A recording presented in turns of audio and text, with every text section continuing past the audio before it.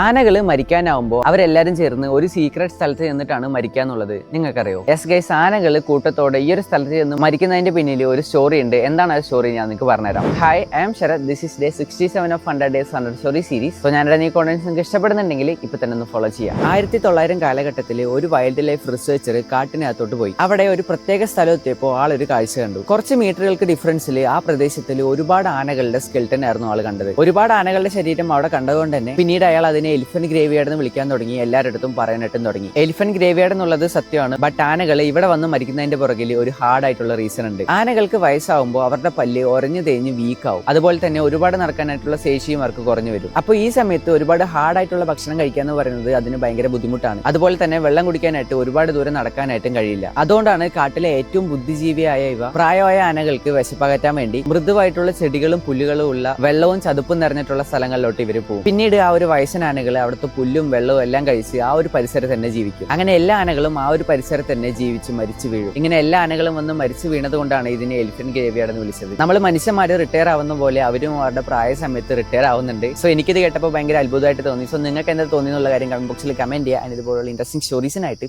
Follow ചെയ്യാം.